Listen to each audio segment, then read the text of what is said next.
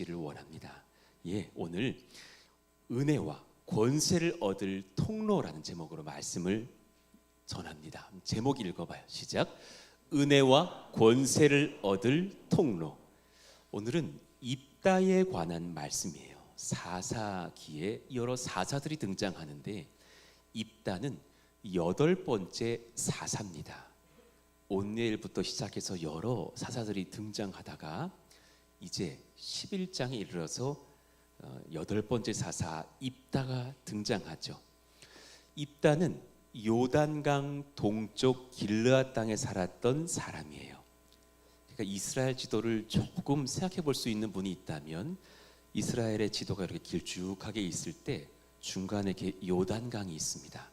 거기를 건너가야 되는 지역이니까 제일 동쪽에 있었던 사사인 것을 알게 돼요. 보통 내기 요단강 서편 쪽에서 사사들이 많이 예루살렘이든 어디든지 펼쳐져 있었는데 그런 사람이었다가 더 돕당으로 들어갔다 하니까 더 동쪽이니까 아주 그냥 강원도 두메산골 쪽 막 그런 시골에 있던 사람의 이야기를 오늘 우리가 받게 됩니다.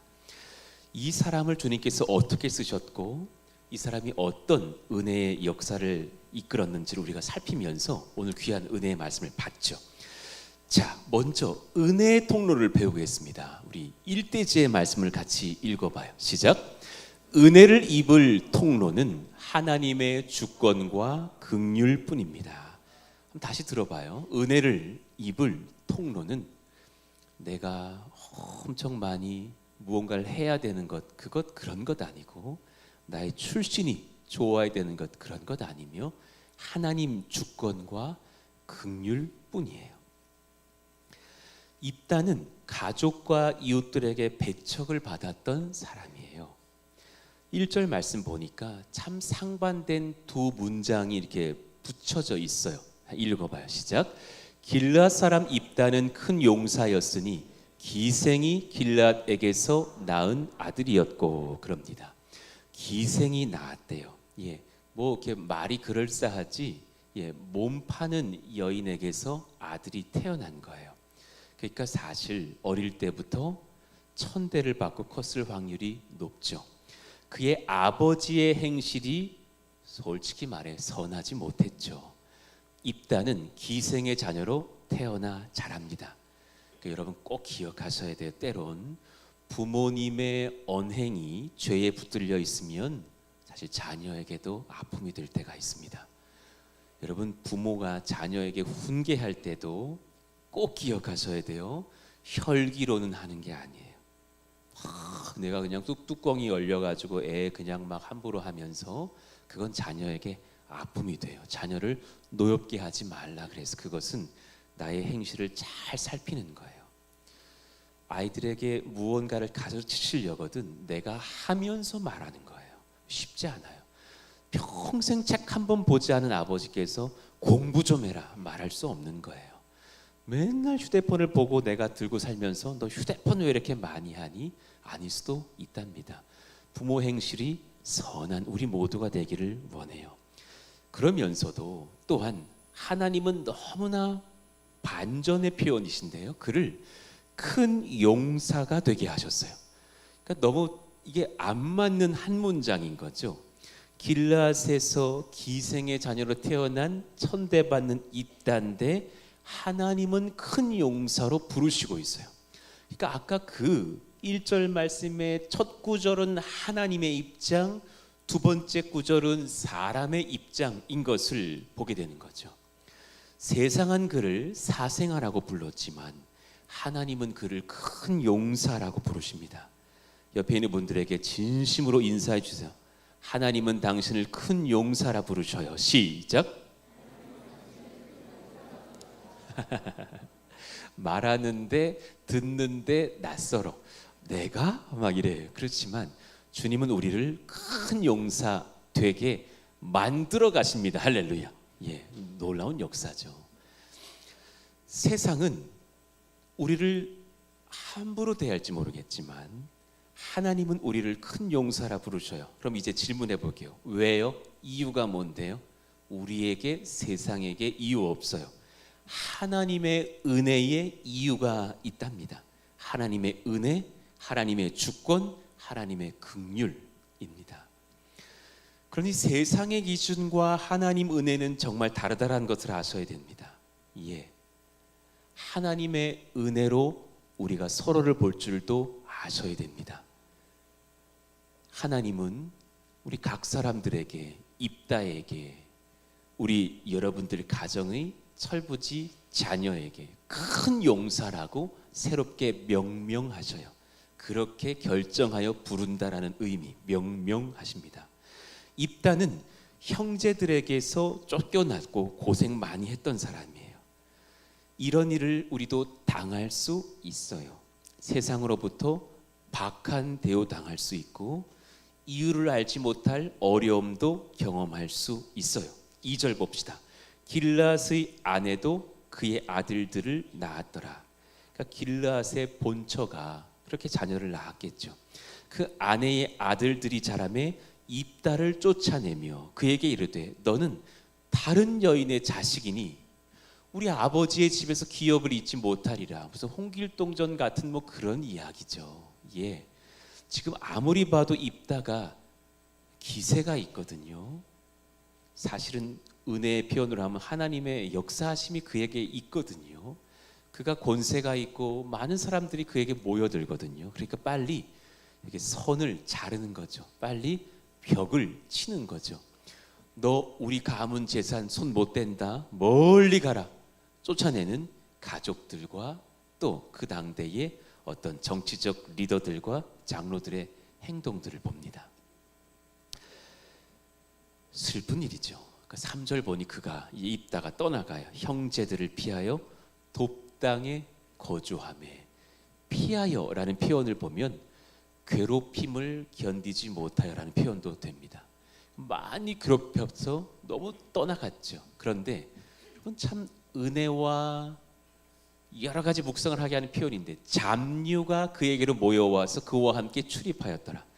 하나님이 쓰시기 딱 좋은 정말 귀한 아픔의 사람들, 성경은 이렇게 표현했어요. 잡류. 이렇게 표현하면 얼마나 아파요. 한번 여러분 옆에 분들하고 인사 한번 해봐요. 당신은 잡류세요. 뭐 해봐요. 말하기도 어려운 표현이에요. 비어있는 자들이란 뜻이래요. 빈털털이래요. 허망함을 경험했던 사람. 왜 무슨 영화에 집이 막 불타가지고 모든 걸 잃어버리고 사랑하는 아이들이 막 화재에 화마의 시신으로 발견돼서 뭐 그런 장면 한번 생각해봐요. 털썩 주저앉아 눈물 흘리고 있는 엄마의 표정이요. 딱 그때 저 표현을 하는 거예요. 저자도 내침을 겪었구나. 모든 걸 잃었구나. 허망함을 누렸구나. 어떡하노 하는 그런 상황들이요. 그런 아픔과 상처가 많았던 사람들을 향해서 성경은 그렇게 내침, 아픔을 겪었던 그런 사람들로 불렀죠. 그 사람들이 모여들었다라는 거예요.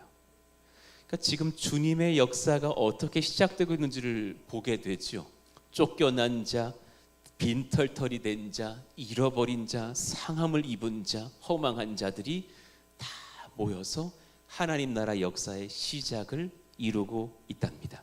예. 하나님은 가난한 자, 상처 입고 버림받은 자를 살피시는 아버지세요. 우리 모두를 친히 살피세요. 할렐루야. 위로와 힘과 권세를 얻으시기를 원합니다. 옆에 있는 분들에게 인사해 주세요. 당신을 친히 살피십니다. 인사해 주세요. 예, 도리어 상함이 있는 우리들을 택하사 하나님 역사를 새롭게 일으키시는 만군의 아버지신 줄로 믿습니다. 예, 고린도전서 1장 28절의 말씀처럼요. 어쩌면 우리들 이야기일지도 몰라요. 하나님께서 세상의 천한 것들과 멸시받는 것들과 없는 것들을 택하사 있는 것들을 폐하려 하시나니. 그 나라도 그렇게 표현한다는 걸 봐요. 우리도 존귀한 사람에게는 누구누구 분께서 오셨습니다 하다가도 화가 나고 그냥 한심해 보이는 누구한테는 저것이 이렇게 말하잖아요. 세상에 천한 것들 멸시받는 누구라 할지라도, 것이라고 표현되는 누구라 할지라도 하나님 손에 붙들리면 존귀하게 쓰임 받는다라는 사실이에요. 시편 113편 5절 이유는 주님께서 우리에게 이렇게 말씀하시고 세우시고 위로하셔요. 여호와 우리 하나님과 같은 이가 누구리요? 높은 곳에 앉으셨으나 스스로 낮추사, 예수님처럼 천지를 살피시고 낮추신 이유는 우리 살피시려고 오셨대요. 7절 한번 읽어봐요. 시작. 가난한 자를 먼지 더미에서 일으키시며 궁핍한 자를 거름더미에서 들어 세워. 7절 한번 묵상해봐요. 여러분, 우리는 함부로 때로 이런 것을 기복신앙이라고 하는데요, 주체만 바뀌시지 않으시면 주님은 저 역사를 허락해 주셔요. 할렐루야. 여러분, 전 여러분들이 성령께 붙들려서 가난한 중에 있으니까 일으켜 세우심을 받을 줄로 믿고 충고합니다. 할렐루야. 이거 바라셔도 돼요. 그런데 그 과정 중에 바꾸지만 마세요. 진정한 부의 근원은 돈이 아니라 하나님이셔요. 할렐루야. 놓치지 않으시면 돼요. 하나님 믿는 백성들이 들어간 나라는 항상 그 나라는 강대국이 돼요. 대표적인 나라가 우리나라 아닙니까? 여러분, 지금 딱 70년 전에 전쟁으로 온 나라가 화마가 됐던 나라예요. 가난해도 가난해서 정말 우리나라를 원조했던 나라들 중에는 지금도 비참한 나라들인데 우리나라를 도왔다고요. 그랬던 우리도 주님 만나고 온 나라가 깨어서 전도하고 부흥했을 때 여기까지 은혜를 주시지 않았습니까? 궁핍한 자를 주님은 들어 쓰시면서 하나님 나라 일꾼 되게 하시고 복도 주셔요. 그러나 잊지는 말아야 돼요. 복을 철저히 바랐다 할지라도 복의 근원 만군의 구주는 우리 주님뿐이시라는 사실이죠. 그들을 세우셔서 8절 말씀, 지도자들 같이 하신대요. 그의 백성의 지도자들과 함께 세우시며. 우리의 자녀들이 지금 성경학교 수련회 기간 가운데 있어요. 이 아이들이 은혜를 받고 있는 줄로 믿습니다. 저는 이 아이들이 성령을 체험하기를 원합니다. 이 아이들이 예수님을 인격적으로 만나고 주를 높일 때 그 감격 아십니까? 찬양하다가 음악 비트에 좋은 게 아니라 이 가사로 고백해드리는 주님이 너무 아름다우셔서 울부짖고 기뻐 뛸 수 있는 아이들 되기를 축원합니다. 너무 중요한 경험이거든요. 정말 주님이 너무 아름다우셔서 이 가사는 정말 주님께서 받으셔야 될 가사예요 하면서 고백할 수 있는 아이들의 예배예요. 이 아이들이 된다면 그들은 지도자들이 될 거예요. 그의 마음을 받으셔서 주님 쓰시기 때문이죠. 내 마음에 소원이 있고 병이 있고 아픔이 있고 출산에 어려운 분들이 있다면 9절 말씀 우리 같이 한번 읽어봐요. 하나님은 바꾸셔요. 시작. 또 임신하지 못하던 이 여자를 집에 살게 하사 자녀들을 즐겁게 하는 어머니가 되게 하시는도다. 할렐루야. 그렇게 하시는 여호와 라파, 여호와 이레의 주님이신 줄로 믿습니다. 출산을 원하나 그렇지 못한 가정이 있습니까? 혹여 있습니까? 선포합니다. 성령께서 당신의 가정에 자녀를 주실 것입니다. 할렐루야. 병 낫기를 원하나 그렇게 차도가 없습니까? 선포하겠습니다. 만군의 주 치료하시는 여호와 라파께서 당신의 병을 낫게 하실 줄로 믿습니다. 할렐루야. 주님은 그렇게 하시면서 우리를 세우시는, 아픈 자들, 가난한 자들을 도우시는 아버지세요. 저는 저희 교회가 그런 교회 되기를 원해요. 아픔 있는 자들에게 찾아가 손 내밀 수 있는 교회. 교회는 사실 예수님 복음 전하기 위해서 열심으로 복지도하는 교회여야 합니다. 그들에게 손을 내밀어주고 그들에게 사랑을 베풀어주고 그들을 위해 중보하면서 병도 낫게 해주면서 역사가 일어나는 성령의 공동체 되기를 원해요. 그렇게 선교도 하기를 원하고요. 하나님은 세상이 외면한 자들을 택하십니다. 그게 우리 이야기입니까? 염려 마십시오. 당신을 주목하고 계십니다. 우리의 주권, 은혜의 능력을 주님께 맡겨드리실 때 당신께서 당신의 주권, 당신의 은혜 베푸심, 하나님 나라의 능력을 우리에게 드러내십니다. 그 크신 사랑에 감사하며 맡겨드리십시오. 그러니 하나님은 입다를 내쫓은 사람들이 다시 그를 붙들게 만드셨어요. 단순한 원리예요. 암몬 자손들이 전쟁을 일으키자 아무리 봐도 우리나라를 지킬 장수가 될 사람은 입다밖에 없거든요. 군대 장관이 되어 달라고 장로들이 찾아와 요청하죠. 지금 저 3번의 문장 중에 하나를 놓치지 마셔야 돼요. 하나님은 이란 표현이에요. 이 일을 사람들이 막 벌이고 있는 것 같지만 하나님이 하고 계셔요. 하나님의 인도하심이에요. 6절 봅시다. 입다에게 이르되 우리가 암몬 자손과 싸우려 하니 당신은 와서 우리의 장관이 되라. 그랬더니 입다 뭐라 합니까? 7절에 아픔의 고백을 하는 거죠. 사실 따끔한 훈계를 하는 거죠. 너희가 전에 나를 미워하여 내 아버지 집에서 쫓아내지 아니하였느냐? 이제 너희가 환난을 당하였다고 어찌하여 내게 왔느냐? 그때 8절에 그 장로들이 회개하며 뭐라 합니까? 입다에게 이르되 이제 우리가 당신을 찾아온 것은 우리와 함께 가서 암몬 자손과 싸우게 하려 함이니. 되게 여러분 중요한, 쑥 지나가지만 중요한 고백이에요. 공동체를 보통 사사들이 일으켜내고 찾아내는데요, 입다의 경우는 달라요. 입다는 버림받았던 자였는데 장로들이 찾아가서 그를 다시 초청해 오고 장로들이 같이 나라의 일꾼들을 모아 입다와 함께 나가겠다고 언약을 합니다. 중요한 것 한 가지를 배워요. 하나님의 역사가 있는 땅은 분열이 사라지고 한몸 되기 시작해요. 할렐루야. 여러분, 아픔이 있는 가정은 자꾸 싸워요. 성령이 역사하는 가정은 용서와 회개와 하나됨과 신뢰가 일어나고 함께 나아가요. 그런 가정, 그런 교회, 그런 우리 민족, 그런 우리 하나님 나라가 펼쳐지게 하여 주옵소서. 여러분, 저희 교회가 날로 하나 되기를 원해요. 할렐루야. 믿음의 권속들이요, 분별하셔야 돼요. 옳지 않은 이야기 들거든 분별하시고 하나되며 한 몸을 이루어 가시자고요. 우리나라의 정치가 하나 되기를 원해요. 우리나라의 경제와 교육과 모든 것들이 하나님의 뜻 안에서 한 몸 이루고 갈등이 없고 역사되는 한 몸 된 나라 되게 하여 주시옵소서. 기도하게 되는 거죠. 그러니 우리가 한 가지를 깨달아요. 지금 입다를 바꾸고 계신 분이 누구고 장로님들을 바꾸고 계신 분들이 누구고 나라의 백성들을 일으키고 계신 분이 누굽니까? 하나님. 그분의 주권과 긍휼이 입다와 이스라엘을 큰 용사로 바꾸고 계신 것을 봐요. 우리 한번 적용해 봅시다. 세상은 우리를 값으로 판단하려고 할 거예요. 뭐 이런 거요. 너 1년에 얼마 벌어? 뭐 이런 거요. 전혀 중요하지 않은 가치예요. 그렇게 생각하면 그 가치로는 사도 바울은 거러지에 불과했고 베드로 사도도 불쌍한 사람이었을 거예요.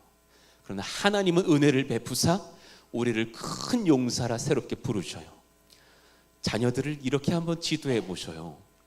주를 사랑하여서 나에게 주신 일을 열심 다하는 삶을 지도해 주십시오.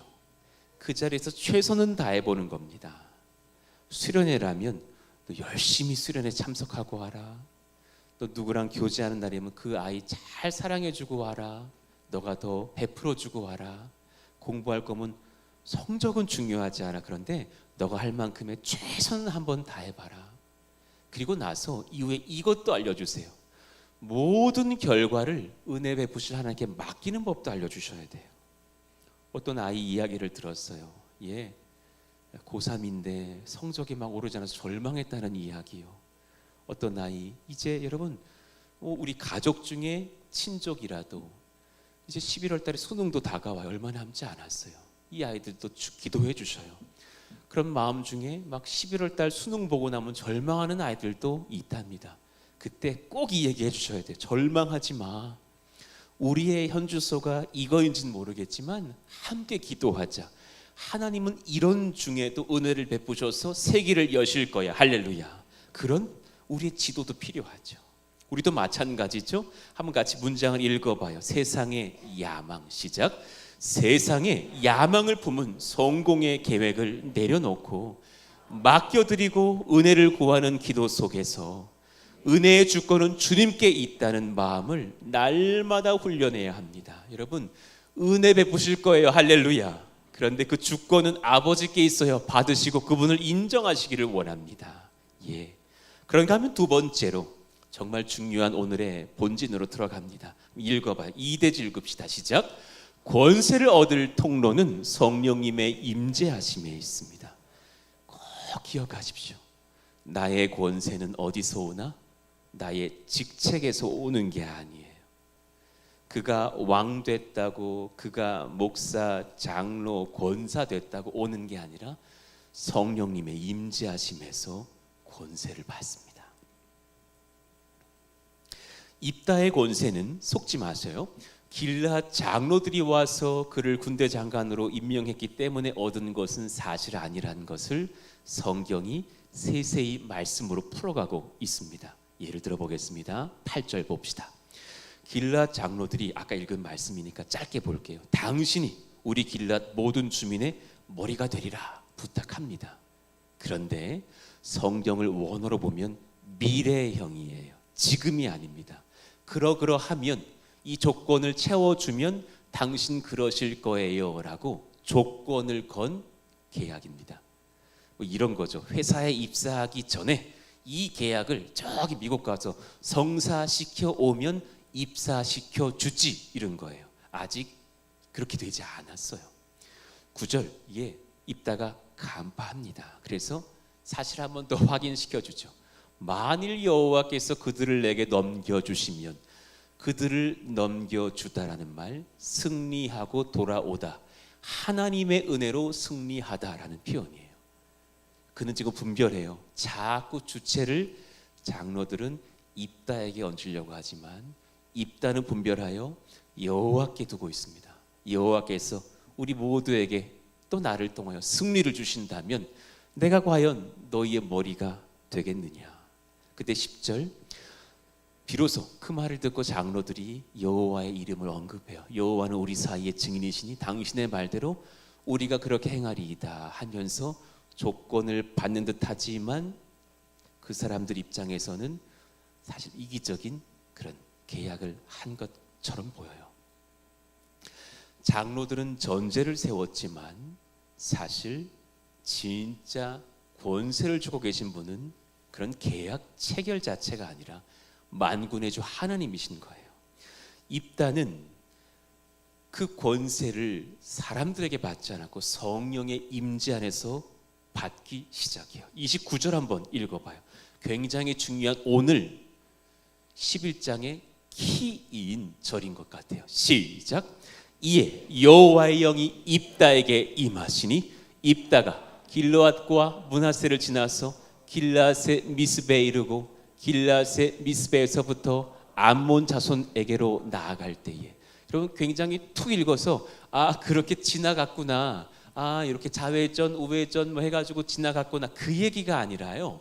입다가 성령의 세례를 받고 은혜 충만을 경험하고 나서 지나가는 곳곳마다 백성들이 군사가 되어 붙었다라는 말씀이에요. 길르앗 백성들이 따라가고 므낫세 백성들이 따라가고 미스베 백성들이 따라가서 이제 암몬 족속으로 가서 전쟁을 치를 때 많은 군대가 성령께 붙들린 입다와 함께 전쟁의 역사, 승리 역사 이루게 되더라라는 말씀을 하고 있는 거죠. 사사기의 중요한 어떤 주제들 뭐 이런 것들 아실 겁니다. 성경을 좀 오래 보신 분들은, 신앙생활 꽤 하신 분들은 사사기 패턴 이거 아시죠? 들어보셨죠? 죄를 짓던 이스라엘이 하나님 앞에 꾸중 들으면 꼭 적들이 강력히 일어나서 그들을 점령하고 괴롭혀요. 막 식량 뺏어가고 살인하고 노예처럼 부리고, 절규하여 주님 용서해 주세요 회개하면 사사를 세우사 전쟁이 일어나고 그 적군을 물리쳐서 평강을 얻고 30년, 20몇 년, 40년, 80년 평강을 찾다가 하나님 감사하여 예배하다가 다시 평강이 지속되고 나면 요즘 한국교회가 그럴까 염려하는데 하나님을 다시 잊어버리고 다시 죄짓다가 적들에게 고난당하는 그 사이클이요. 이게 몇 번이고 반복되고 있단 말이에요. 이 사이클도 기억하심이 옳고 귀한데 한 가지 사이클을 꼭 더 기억하셔야 돼요. 그 뭐냐면 건강한 주님의 사사가 세워질 때, 그리고 그가 능력을 발할 때는 항상 성령이 임하시더라는 사실이에요. 할렐루야. 그 기록이 꼭 있어요. 잊혀지지 않아야 될 패턴 중에 패턴이에요. 그가 능력을 발할 주의 일을 감당할 때면 하나님의 성령이 임하시더라. 사사기에 변치 않은 패턴이에요. 그런데 이상한 사사가 섰을 땐 그 기록이 없어요. 어떤 사사가 일어나서 자식 30명을 낳았대요. 아내 열어뒀단 얘기죠. 그 아이들이 전부 다 송아지 타다가 부유하게 살다가 죽었더라. 이런 자기밖에 모르는 사사가 섰을 때는 그 기록이 없어요. 성령이 임하셨다는 기록 없습니다. 사사기에 나타나는 성령 임재의 특징들을 살펴보죠. 첫 번째, 성령께서 그에게 임하셨을 때 사사의 권위를 가집니다. 전 저와 여러분들이 그렇게 권위를 얻기를 축복합니다. 성령을 사모하십시오. 성령을 구하시고 우리의 모든 죄를 회개하십시오. 그리고 그분을 초대하십시오. 그분과 동역하시면 권위가 임합니다. 할렐루야. 여러분, 성령의 권위를 소원하시잖아요. 이 한마디면 돼요. 당신과 내가 동행하기를 원한다고, 동역하기를 원하는, 그러면 죄질 수가 없어요. 그게 안 됩니다. 성령과 동역하면서 내가 음란할 수가 없고요. 성령과 동행하면서 날 찾아와 말씀하고 계시는 그분을 내가 늘 누리고 있을 때 내가 이런저런 죄, 돈을 갈취하고 이럴 수가 없단 말이에요. 그건 불가능한 일이에요. 여러분, 하나님의 사람 엘리사를 생각해 보십시오. 그는 자다 깨더라도 예언할 수 있는 사람이었습니다. 언제라도 주님과 동역을 하고 동행합니다. 어떤 사람이 온다는 것을 이미 알고 있었고 그를 치료하기도 했습니다. 그거 어떻게 죄를 질까요? 어떻게 함부로 살까요? 성령과 동행하지 못하는 이유는 내가 중요하기 때문입니다. 성령이 귀하지 않기 때문입니다. 내 뜻을 관철하려고 하다가 죄도 쉽게 짓고 용서하시겠지 해버리기 때문입니다. 그 삶을 포기하십시오. 하나님을 구하십시오. 그분과 동행하시면 당신에게 영적 권위가 부어집니다. 할렐루야. 두 번째, 성령 충만을 누리게 하사 두려움을 담대함으로 바꾸시는 역사도 벌입니다. 사사들이 얼마나 두려움이 많았어요. 그러나 기드온에게도 임하셔서 6장 34절, 하나님의 영, 여호와의 영이 기드온에게 임하시니 몰래 숨어서 보리 타작을 하던 그가 바뀌어 있습니다. 이제 그때의 기드온이 아니죠. 그가 나팔을 붑니다. 사람 모으려고 적군이 들어도 떨리지도 않습니다. 나팔을 힘차게 붑니다. 아비에셀이 그의 뒤를 따라 부름을 받고 군대들이 모이죠. 성령의 역사가 일어나는 중에 담대함이 부어지죠. 성령은 이상한 사람들, 부족한 우리들도 쓰셔요. 부족하고 연약한 자, 사사로 삼으사 권세와 승리를 허락하십니다. 우리들 이야기입니다. 삼손은 충동적이었고 입다는 오늘 말씀으로 다루지는 못하지만 아까 우리 공동체 성경읽기에서 봤죠. 하나님 아는 지식이 너무 부족했어요. 여러분, 그래서 제자반이 필요한 거예요. 그래서 카이로스 선교훈련도 가을에 필요한 거예요. 꼭 참여해봐요. 남편들이요, 안다 여기지 말고 들어와 봐요. 예. 아내들이 꼭 제자반 와서 뭘 하는 줄 아세요? 우리 남편이 들었어야 된다고 꼭 그래요. 좀 들어와 봐요. 예, 뭐 좀 내려놓고, 모든 것 내려놓고 좀 들어와 봐요. 예. 그리고 주님 배워야 돼. 그래야 주님께 쓰임 받죠. 입다는 주님 잘 몰랐어요. 그래서 딸을 바쳐버리잖아요. 모르니까 그래요. 그 주님 원치 않았어요. 암몬 족속의 제사였거든요. 암몬 족속이 섬기는 우상 숭배족의 자식을 불로 태워 죽였거든요. 혼동한 거예요. 주님 잘 몰랐답니다. 그러나 주님은 쓰시죠.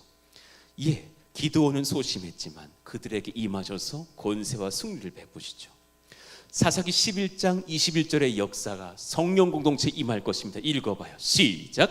이스라엘의 하나님 여호와께서 시온과 그의 모든 백성을 이스라엘 손에 넘겨주시매 이스라엘이 그들을 쳐서 그 땅 주민 아모리 족속의 온 땅을 점령하되 그 역사가 우리 가운데도 임하게 하여 주시옵소서. 고린도후서 12장 9절 말씀, 내 능력이 약한 데서 온전하여짐이라. 여러분 꼭 내가 약한 것을 깨닫고 절망하셔야 됩니다. 그게 오히려 복입니다. 그래야 성령 구하거든요. 안 그러면 안 구하거든요. 성령 구하시는 사람들의 특징, 나에겐 실망하고 주님의 능력을 누리는 사람들이죠. 입다의 변화를 한번 살펴봅시다. 성령이 임하자, 성령 세례를 베푸시자 그 전후를 살펴보면 입다가 바뀌어 있고 성숙해져 있고 뜨거워져 있는 걸 봐요. 첫 번째, 주체자를 분별합니다. 이 전쟁에 승리할 주체자는 내가 아니라 여호와십니다 라고 9절 말씀 고백하죠. 만일 여호와께서 그들을 내게 넘겨주시면 내가 아닙니다, 주님이십니다 고백하죠. 그는 암몬 왕과 서신으로 대화를 나누고 그에게 영적 권위로 선포할 때에 하나님의 승리 역사를 기억하면서 선포해요. 너무 탁월한 편지가 오가거든요. 11장에 등장합니다. 째째하게 우리 좀 살려달라, 난 너와 싸울 마음이 없다, 이런 편지가 아니라 너가 어떻게 우리 땅을 점령하느냐, 이 땅은 과거 또 다른 선배 사사가 있을 때에 하나님께서 아모리 족속을 쫓아내셔서 우리가 승리하여 하나님이 우리에게 허락하신 땅이야. 이건 확실한 승리의 역사인데 너가 어떻게 우리 땅이라 그러면서 점령하려고 하느냐. 포부와 패기와 지혜가 다른 걸 봐요. 와, 입다가 저기 쫓겨났던 무슨 잡류의 하나인 줄 알았더니 장군 중에 장군이 되어 있는 걸 봐요. 세 번째, 그는 선악을 분별해요. 여러분, 성령 받아야 이게 돼요. 거룩한 기도를 해요. 아무리 직분자가 되어도 성령 없으면 누가 옳고 그른지를 몰라요. 성령 받으셔야 돼요. 누가 거룩한지, 또 거룩한 기도를 내가 할 줄도 알아요. 입다는 알았답니다. 하나님 통치 앞에서 누가 옳고 누가 그른가를 분별하고, 그리고 그 어려운 중에 가장 먼저 기도하죠. 27절, 내가 내게 죄를 짓지 않았다. 너 속이지 마라. 명확하게 암몬 왕에게 말합니다. 오히려 네가 나를 쳐서 내게 악을 행했다. 너 바르게 분별은 해서 전쟁이 나더라도 옳고 그름은 바로 말하자. 원하건대, 이제 기도합니다. 심판하시는 여호와께서 오늘 이스라엘 자손과 암몬 자손 사이에 판결하시옵소서. 그는 간구했고 하나님은 정말 판결하시지 않습니까? 꼭 기억하시기를 바라요. 우리의 영적 권세는 세상 기준이 아니라 성령의 임재에 있습니다. 옆에 있는 분들에게 인사해 주세요. 당신에게 성령이 임하시기를 기도하겠습니다. 시작. 그럼 달라질 거예요. 소원하시면 아멘. 정말 바라면 이루어져요. 바라시지 않는 사람이라면 지금 뭔가 모르고 있는 거예요. 이거 정말 어리석은, 그거 괜히 그거 구했다가 나 피곤해질라, 괜히 전도하라 그러실라. 어리석음의 극치입니다. 로이드 존스 목사님 설교를 한번 인용해 보죠. 참된 권세는 하나님의 임재에서 온다. 성령이 임하실 때 사람은 자신을 잊고 하나님의 뜻만을 따른다. 그런 역사가 우리의 삶 가운데 일어나게 하여 주옵소서. 스게랴 4장 6절을 지금 사실 3주째 읽고 있습니다. 읽어봐요. 시작. 만군의 여호와께서 말씀하시되 이는 힘으로 되지 아니하며 능력으로 되지 아니하고 오직 나의 영으로 되느니라. 할렐루야. 성령 역사만으로 된다라는 거예요. 혹시 나는 나의 세상 기준, 내 시선 안에서의 자격 있음 혹은 없음을 판단하면서 하나님의 일을 주저하고 있지는 않은가? 여러분, 우리는 조용기 목사님을 들어는 봤지만 잘 모르는 젊은 세대들이세요. 조용기 목사님. 물론 그의 노년에 연약하셨던 모습을 보인 것들도 조금은 있어요. 그걸 제가 다 지지하지는 못할 수 있습니다. 그러나 그가 젊을 때부터 그의 기라성 같은 목회의 여정 중에 성령님과 함께하며 수많은 사람들에게 복음 전도하고 정말 영어로 설교하며 복음 전도 잘하는 목사님이에요. 그 시대 조용기 목사님 따를 자가 없을 정도였어요. 그의 목회 전성기에 하나님께서 그러셨다죠. 영어 진짜 못했던 분이신데 너 영어 공부해라. 내가 너를 전 세계 다니면서 복음 전도하게 하리라. 그러면서 막 그랬대. 내가 어떻게 한글도 못하는데 영어 설교를 합니까? 그날부터 막 지혜가 부어지는 영어 설교를 얼마나 잘하시는지요. 나중에 막 헬기를 타고 다니면서도 설교하게 하시던 그런 간증들을 들었어요. 저는 지금 이 인용을 사랑의 교회에 오셔서 그가 은퇴하시기 직전에 부흥회로 말씀해 주셨던 오카네 목사님이 그를 소개하시고 설교하셨던 두 번째 날 집회를 최근에 듣고 인용하는 겁니다. 한번 나중에 들어보십시오. 얼마나 은혜가 되던지요. 여러분, 조용기 목사님이 1만 성도를 모으셨을 때 나이가 언제인 줄 아십니까? 30살입니다. 결혼 전이에요. 근데 불과 몇 년 전만 해도 불광동에서 개척하면서 성도 5명이 있었던 시절도 있었더랍니다. 시간이 너무 남더래요. 성도가 5밖에 없으니까 매일 신방 가도 그렇고. 그래서 기도를 하는데 그렇게 성령께서 말씀하셨어요. 성령 사모하라고, 성령을 구하라 말씀도 하시더랍니다. 근데 어느 날 교회 예배를 드리는데 안진뱅이 하나가 와서 평생 서보지 못한 분이 앉아 있더래요. 그러더니 저를 좀 치료해달라 그러시더래요. 이건 아니지, 웬간해야지. 근데 성령께서 막 역사하셔서 그를 위해서 기도하라 그러시고 그를 붙들어 세우라 그러시더래요. 그래서 기도를 엄청 오래 했대요. 가능하면 안 세우려고 오래 했대요. 그리고선 세우는데 뭐 다리뼈가 부러지는 소리가 나더래요. 우두둑 하더래요. 들었대요. 우두둑 하더래요. 뭐 부러졌다. 어떡하냐. 그리고 이렇게 들고 나서 앞을 못 보게 해서 놓고서 뒤를 돌으셨대요. 그랬더니 막 사람들이 박수를 치고 있더래요. 이 사람이 걷고 뛰더랍니다. 너무 놀라운 역사가 일어난 거예요.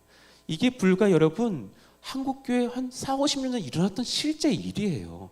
오늘도 주님은 역사하시려 믿습니다. 예.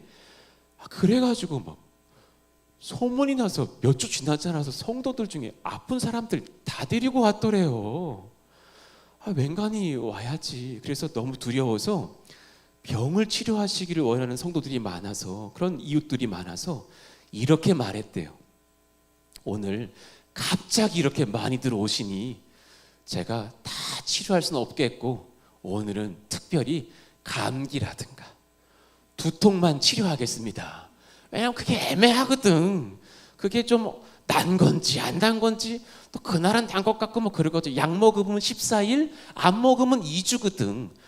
그것이거든요. 그러니까 그렇게 기도를 하려고 그렇게 하려고 그러는데 저 뒤 어떤 남자분이 손을 번쩍 들더래요. 제가 전도사님 소문을 들고 둘을 데려왔다고. 평생에 귀가 안 들리는 분, 여인 둘을 데려왔다는 거예요. 아니 그 되게 밉더래. 왜 그런 사람을 왜 데리고 와 오늘따라. 그렇게 마음이 드시더래요. 그래서 그분들 나도 모르게 앞으로 데리고 나오라 그랬대. 그래서 그분들이 또 나왔대요. 너무 긴장되고 떨리더래요. 그러니까는 이분도 다 확신에 차서 했던 것도 아니라 성령 지도를 받고 있는 거죠. 그래서 가만 보니까 한 분 여인은 좀 퉁퉁하고 한 분은 빼빼 말랐더래. 그래서 속으로 이 빼빼 마른 사람은 귀 못 들게 하는 빼빼 마른 귀신이 들어가 있는 것 같고, 이 사람한테 뚱뚱한 귀신이 들어간 것 같으니까 아무래도 빼빼 마른 사람이 좀 더 약할 것 같더래. 이 사람을 상대해야겠다 그래가지고 양손에다 이렇게 손가락을 넣었대요. 그리고 악한 못 듣게 하는 귀신은 나가라. 성령의 이름 예수 이름 선포하니 치료될지어다. 계속 기도를 하는데 놓으면 이제 판결이 나야 되니까 이걸 귀를 꼽았대. 계속 꼽고 하도 기도를 오래 했대요. 이거 놓으면 이제 결판이 나는 거니까.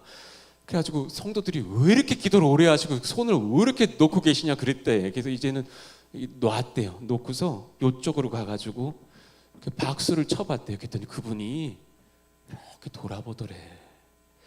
저쪽 가서 박수를 쳐보니까 반대로 이렇게 돌아보더래요.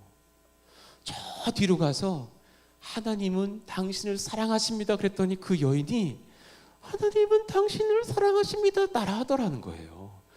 처음으로 들어본데 그때부터 은혜 받으셔가지고 아픈 사람 다 나오라 그랬다는 거 아닙니까? 그리고 나서 교회가 하나님의 영에 붙들려 가난한 자를 돕는 교회, 병든 자는 치료하는 교회, 은사를 받는 자들을 원하면 또 하나님께 은사로 방언도 받는 게 하면 성령의 교회가 막 세워지더래요. 그래서 20대 후반에 성도 수가 3,000명이 되더래요. 그런데 더 전도하고 싶고 더 하나님의 능력을 받고 싶어서 너무 옆에 영락교회 귀한 그 교회 목사님 부럽더래. 그때 그 당시 그 교회가 6,000명이었대. 너무 부러워서 그 교회 자주 가서 이 교회는 어떻게 목회해서 그렇게 됐냐 그래가지고 그 당시에 그 귀한 목사님 찾아가서 방법을 물었대. 그랬더니 나도 모른다 그러셨대요. 하나님이 하시는 일이지 나도 모른다. 그래서 되게 미움으로 나왔대. 비법을 안 가르쳐 주는구만 이러고 나왔대요. 그러고선 하나님 비법이 뭡니까? 하나님 좀 알려주십시오. 왜 저기 그 영락교회 귀한 목사님은 그렇게 부흥하는데 나는 왜 이렇게, 그분도 부흥했지만 3,000명 이상으로 몇 년간 성장이 안 됩니까? 어느 날 밤에 꿈을 꾸게 하셨대요. 꿈에 주님이 물으시더래요. 광야에 막 있는데 이스라엘 백성들이 보이고 모세도 보이고 너가 모세라고 생각해봐라. 너희들 모인 성도들이 이스라엘 백성들이라고 생각해봐라. 내가 명령하겠다. 3일 주겠으니 메추라기를 다 잡아와라. 고기 한번 먹어보자. 내가 너희들에게 명하겠다. 메추라기를 좀 잡아와봐라. 이 광야에서 몇 마리를 잡을 수 있겠느냐. 여러분 답해보세요. 우리 저기 여기 뒷산 가서 제가 부탁드릴게요. 노루 한 10마리만 우리 고기 한번 먹자. 잡아봐요. 몇 마리 잡을 수 있겠어요? 못 잡아. 애들이 개구리는 좀 잡아오겠지. 못 잡아요. 그런데 하나님께서 성령이 메추라기를 바람 불어 불어오게 하신다면 너희들이 어떻게 되는 것을 성경을 통해 받지 않느냐. 내가 하지 너가 하냐. 사람들이 하는 게 아니라 내가 한다. 영락교회 목사님의 말씀은 틀린 게 아니란다. 내가 할 것이라. 너는 나와 동역해라. 성령으로 사역해라. 성령님의 은혜를 구하라. 내가 너를 쓸 것이라. 일어나서 성경을 찾아보셨대요. 민수기 11장 31절 32절 한번 봐봐요. 읽어봐요. 시작. 바람이 여호와에게서 나와 바다에서부터 메추라기를 몰아 진영 곁 이쪽 저쪽 곧 진역 사방으로 각기 하루길 되는 지면 위 2규빗쯤에 내리게 한지라. 여러분 이 말씀 너무 특별한 말씀이에요. 저 바람, 다시 그 전절 열어봐봐요. 바람의 성경 원어 루하흐, 숨, 바람, 또 다른 표현 성령님. 여호와에게서부터 성령님이 나오셔서 바다에서부터 온 사방에서 메추라기를 몰아오셨는데 이스라엘 백성이 200만인데요. 하루길 되는 지면 위에 땅에서부터 2규빗, 한 규빗이 45cm. 키 작은 사람도 그냥 잡을 수 있어. 누가 아무리 어른이 키가 작아도 90cm는 되겠지. 2규빗쯤 그냥 이 땅에서부터 90cm까지 메추라기가 파닥파닥 날면서 가득히 있었더래요. 그냥 봉다리 가져가서 휙 하면은 100마리요. 휙 하면 20마리요. 그래서 32절 보니까 얼마나 잡았는지 읽어봐요. 시작. 백성이 일어나 그날 종일 종야와 그 이튿날 종일토록 메추라기를 모으니 적게 모은 자도 10호멜이라. 그들이 자기들을 위하여 진영 사면에 펴두었더라. 적게 잡아도 한 사람이 제일 적게 잡은 사람이 2200리터. 얼마나 많이 잡은 거예요. 원 없이 고기를 베풀어 주시는 하나님. 이건 성령의 역사예요. 저에게 하시는 말씀이었어요. 요한아, 너 요즘 잊었구나. 다시금 성령 목회하라. 여러분 우리 그런 교회 되기를 원해요. 예. 그 목사님 말씀이 막 성령의 충만이 임하니까 저도 성령에 원하는 은사들이 있는데요. 그분이 막 예언도 하게 하시고 여러 가지 은사도 주시더래요. 그래서 어느 여집사님한테 가서 이렇게 예언을 했대요.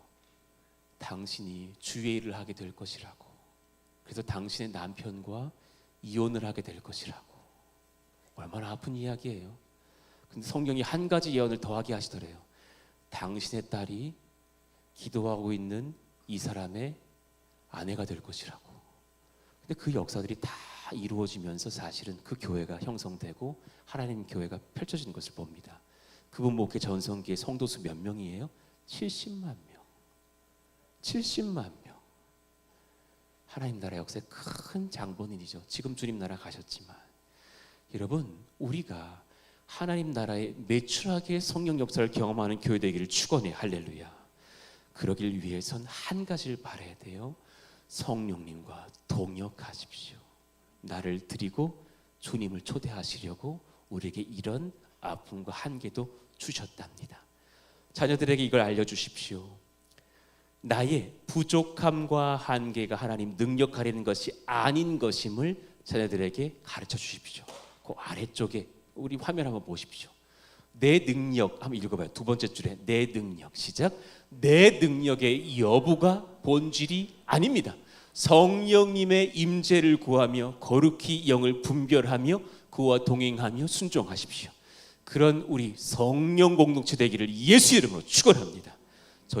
저도 우리 교회가 전 세계를 호령하며 복음 전도도 하고 가난한 자들을 바꾸어주고 병든 자도 치료하며 하나님 나라의 역사를 이루는 아름다운 성령에 동역하는 교회 되기를 원해요.